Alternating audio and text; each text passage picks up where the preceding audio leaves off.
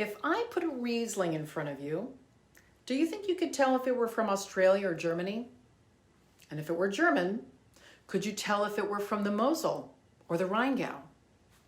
Maybe not right now, but you will once you've run the gauntlet of the WSET 3. I'm Sarah, a wine educator based in New York City, and I joined forces with Brainscape to help students like you ace this challenging exam.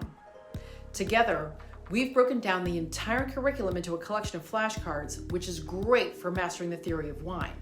But today, I'm going to give you my best tips for acing the practical component of this exam. This requires you to identify 2 blind wines, 1 red, 1 white, which could be anything. How the heck do you prepare for this? My first tip is to master the methodology taught by the WSET, the Systematic Approach to Tasting, or SAT for short. The SAT is the way you're required to perform all your professional tastings. And it's important that you follow this method because that's where a lot of your marks will be coming from during the practical exam. Getting it right and getting comfortable requires practice. So here's what I suggest you do. Blind taste wine following the steps of the SAT at every conceivable opportunity. Be that girl or that guy who swishes and sniffs and makes a ceremony out of enjoying his or her wine. And if your friends judge you and make you feel silly, maybe it's time for some new friends. What's important is that the SAT becomes a habit, that it becomes muscle memory. That'll be a huge load off during the exam. Here's my next tip. Design your own system for remembering aroma and flavor descriptors. When I was studying for the WSET 3, I came up with a system, sort of a roadmap, that guided me towards correctly identifying a wine's color, aromas, flavors, quality, and region. The system was simple. I used acronyms to remember the various elements I needed to work through in order to ID the wine. The first acronym stood for fruit, floral, herbaceousness, herbal, spice, and other, or FFHHSO, and I used it to guide me through a wine's aromas. This gave me a checklist to work through when smelling a wine. I would first smell for fruit, concentrating on any citrus, tropical, or red or black fruits. Then I'd move on to floral and look for notes like blossom, violet, or rose, and then herbaceousness like green pepper, or herbal like rosemary or mint, and so on. AABT was another acronym I'd use: alcohol, acid, body, and tannin. And this would guide me through the way the wine felt on my palate. It can be overwhelming, lifting a blind wine to your nose and thinking, oh my God, my passing the exam depends on this. That's scary. But if you have your acronyms in mind, practiced and ready to go, you just have to go through the steps.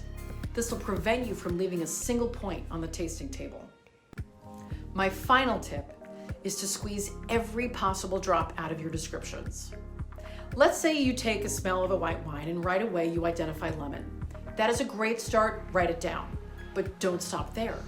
Also write down any other closely related descriptors your nose can identify, like lemon oil, lemon peel, or preserved lemon. Doing this squeezes extra juice out of that initial lemon descriptor, potentially scoring you extra marks. Now, take it a step further by writing down aromas that are closely related to lemon, like lime. You can then break down lime into its family of similar descriptors like lime zest, lime pulp, and so on. Do you see how many descriptors we've managed to come up with just from that initial lemon detected on the nose? Lemon and lime can almost always safely go together. And there are other aroma twinsies like apple and pear, or green pepper and tomato leaf. A whole cornucopia hidden just outside of sight or smell. If you memorize these pairs, as well as their subdescriptors, you'll be able to fill out those tasting notes in great detail, even if your nose only detects 2 or 3 things. And if you need help with the memorizing part of that, use Brainscape to make your own custom flashcards. You can also use their certified WSET 3 class to school up on the theoretical knowledge behind tasting and assessing wines. So, there are your 3 tasting tips. Practice the SAT until it becomes second nature.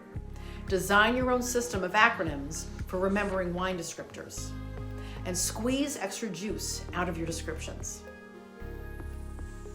One other thing, don't you give two hoots what other people think. Ignore any judgment and embrace your passion. So if you smell hot railway yard on that Mosel Riesling, or grandma's rose-scented, antique-cluttered living room in that red Bordeaux, go ahead and say so. Do not second-guess yourself.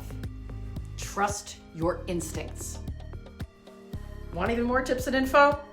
Check out Brainscape's Ultimate Guide on the exam topics in the WSET 3. And subscribe to the Brainscape YouTube channel, and check out our past catalog for more helpful video tutorials on preparing for the exams. I wish you the very best, fellow cork nerds. You've got what it takes. Just grab the tools at your disposal and rise to your challenge.